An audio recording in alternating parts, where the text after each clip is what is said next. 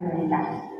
Ang mga need ay maaaring mangyari nang hindi natin inaasahan, kaya mahalaga na tayo ay may kamalayan sa kapaligiran at kaalaman sa ating mga dapat gagawin. Sa sandaling may sunog, lindol,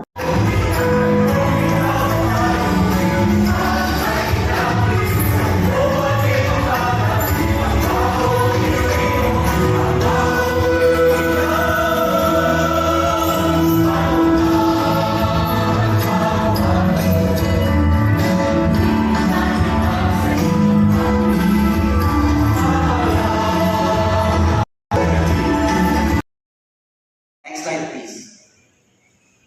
On well-being, as I have explained, focus is essentially on health and education, especially of children in Mindanao.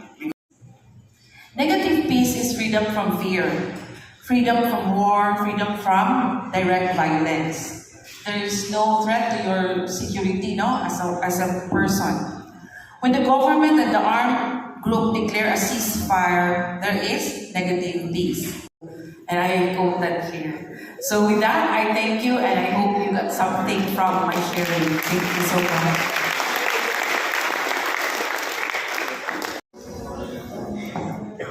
And peace journalism. So in the gist, we were able to know more about war.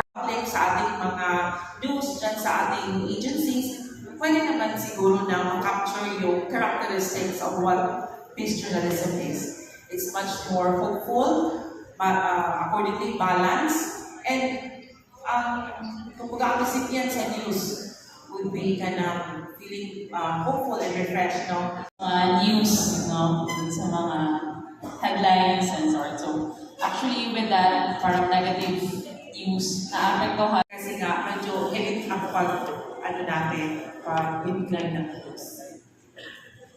Alright. You're lucky that there is social media now. During our time, broadsheets lang talaga at saka TV, major media networks. So the challenge for us as LGUs naman is underreporting. Maraming mga pupunta sa mga teksto ng mga impormasyon at mga programa ng pamahalaan, lalo-lalo na doon sa mga komunidad.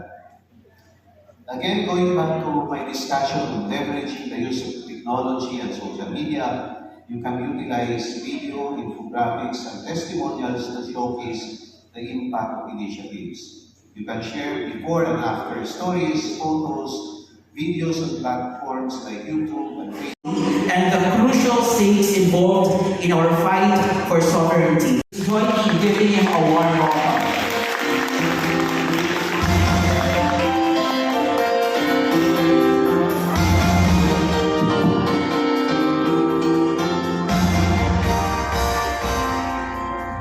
Magandang umaga po sa inyong lahat. First of all, I would like to thank the Director General of the Philippine Information Agency, DG Jose Torres, and the Regional Director Brian Abdilan for bringing me here to join you in your event, Scarborough Show. Kayo, ma'am, saan ang best place? Ma'am, saan? Excited kayo sa lecture. Ang tanong mo, saan ang West Philippines? Tulad ng sabi ni Ma'am, Scarborough Show. is po, yung idea niya sa kamay.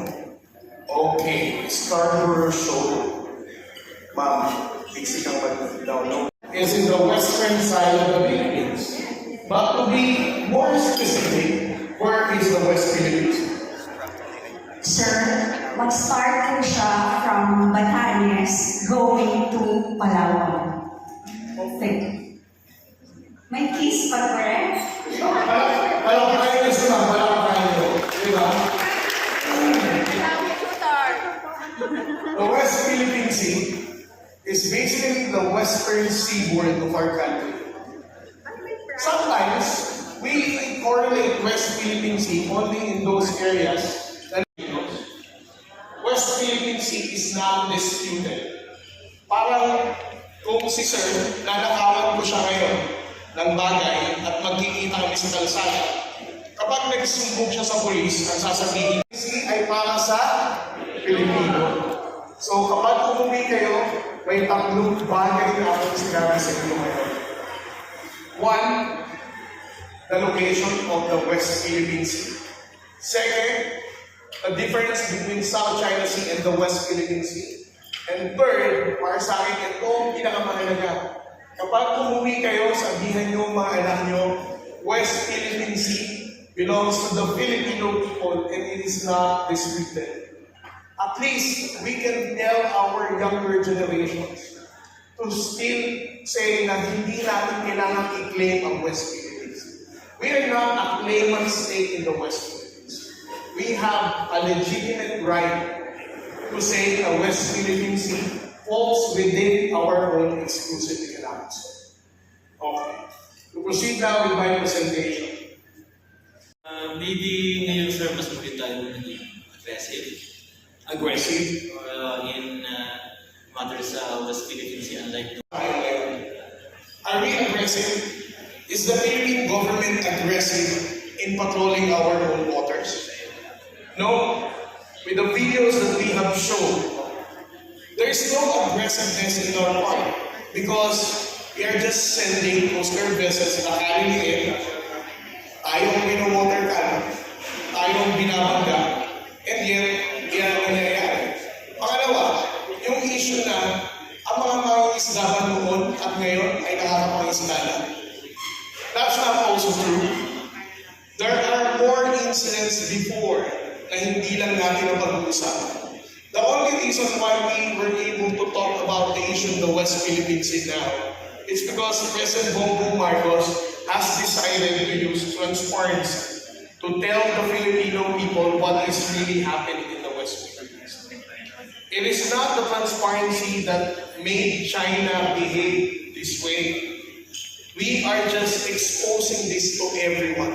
Para malaman nyo, para malaman ng mundo, kaya natin na pag-uusapan, kaya natin, feeling natin, it's more aggressive now. It's because we see it on the news. Kaya nga kilala nyo na mga ako, kaya wala akong ginawa, kundi magsumbong sa inyong lahat na ang ating bangko ay binonggo. Diba? It is not the Coast Guard or not our Force of the Philippines who is carrying out provocative and aggressive actions in the West Philippine Sea. We are actually maintaining and de-escalating the tension.